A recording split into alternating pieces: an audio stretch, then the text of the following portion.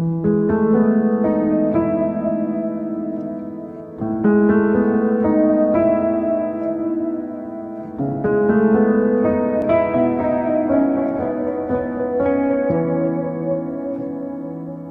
the silence, in the waiting,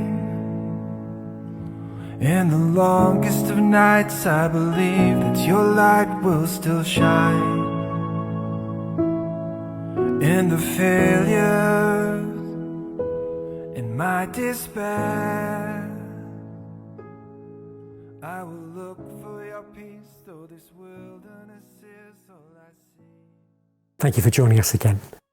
Right at the heart of the Christian faith is relationship. I guess that's one of the things we say it's what makes Christianity stand out different from other religions. That right at the heart of it, it's a relationship. We believe that God has reached out to us in order to relate to us, to make himself known to us, to draw us into oneness with Father, Son and Spirit. Some of the things we've been looking at recently on a Sunday. But if you stop and think about that, it sounds preposterous, doesn't it?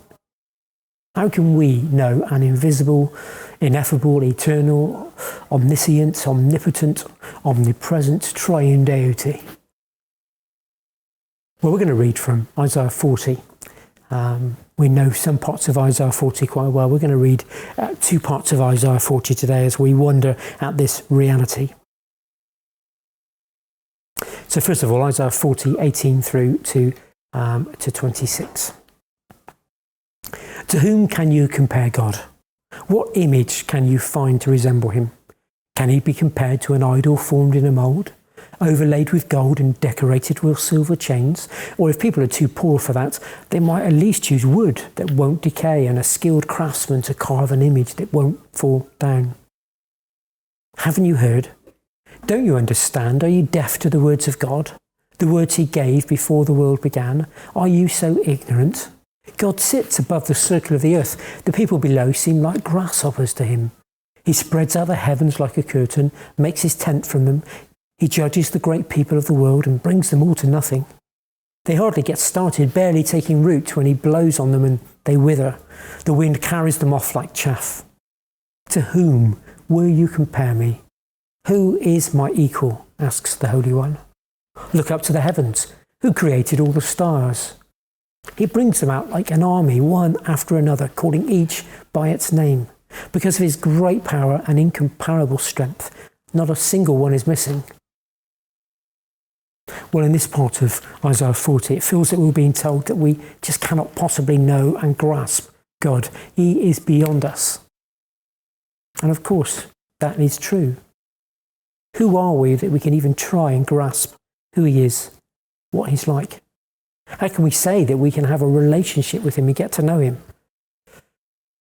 In that famous chapter from the New Testament, 1 Corinthians 13, Paul says this: when I was a child, I spoke and thought and reasoned as a child. But when I grew up, I put away childish things.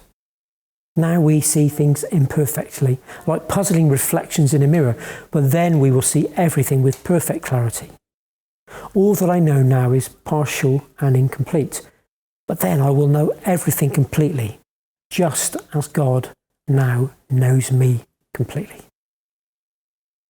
In this time between Christ's advent, his coming at Christmas, his return one day, in one sense, we can only know God partially, incompletely, a poor reflection of the reality that is the maker of the heaven and earth.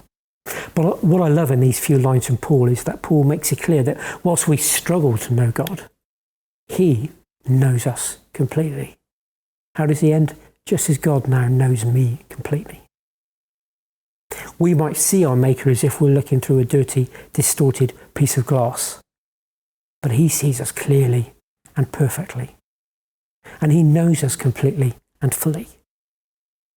We get a glimpse of this if we continue to read Isaiah 40. I'm going to read 27 right through to 31. O Jacob, how can you say the Lord does not see your troubles? O Israel, how can you say God ignores your rights? Have you never heard? Have you never understood? The Lord is the everlasting God, the creator of all the earth. He never grows weak or weary. No one can measure the depths of his understanding. He gives power to the weak and strength to the powerless. Even youths will become tired and weak, and young men will fall in exhaustion. But those who trust in the Lord will find new strength, and they will soar high on wings like eagles. They will run and not grow weary. They will walk and not faint. So this God, who is not fully graspable, grasps us, knows us, and he longs to empower us, to strengthen us, to reveal more and more of who he is. And this should be our life's desire, to bit by bit seek to grasp more and more, understand more and more, become to know our Maker more and more. And we do this, of course, through reading his word, through studying, through fellowshipping together, through, of course, particularly looking at Jesus and Jesus himself, as we read in the New Testament, and the very fullness of God in him. But of course, prayer, like we talked about yesterday, that helps us to get to know our Father God more and more. But today, let's wonder that this God who is beyond our understanding is willing to make himself known to us. He delights to know us fully. May we find new strength and ability to soar as we contemplate this together. May God bless us this day. In the silence, in the waiting, in the longest of nights, I believe that your light will still shine. In the failures, in my despair, I will look for your peace, though this wilderness is all I see.